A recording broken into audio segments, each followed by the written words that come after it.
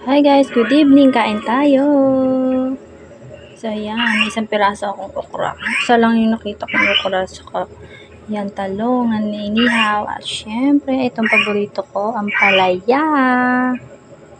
Paborito ko talaga itong ampalaya na to kahit wala siya. Hindi siya kompleto ricado pero masarap. Ayaw ng anak ko pero ito ko yung kinain niya eh. So, kaya nga pala.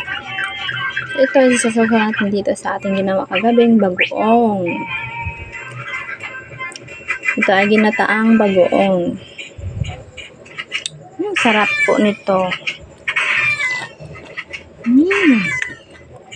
Sarap.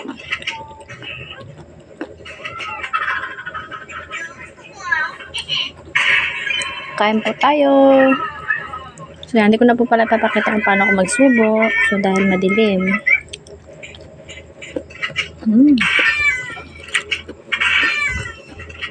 Sausaw natin tong talong. Inihaw na talong. Sausaw ko dito sa bagoong. Sarap. Kain pala tayo guys. Takam-takam kayo dyan. So, ito simpleng ulam lang pero masarap. Sarap.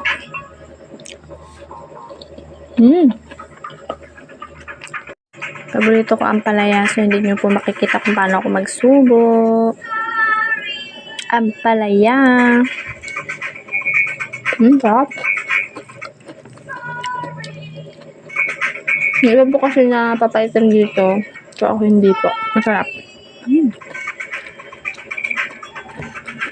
Sasa pa tayo ng inihaw na talong. Sarap po ng talong. Sausaw dito sa bagoong. Sarap-sarap. Sarap.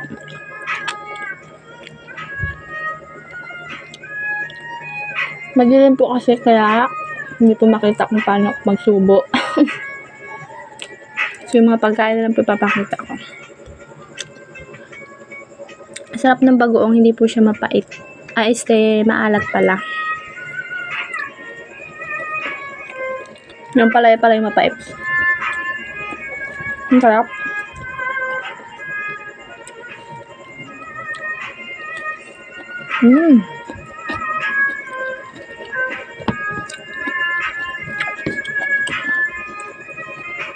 Ang sarap.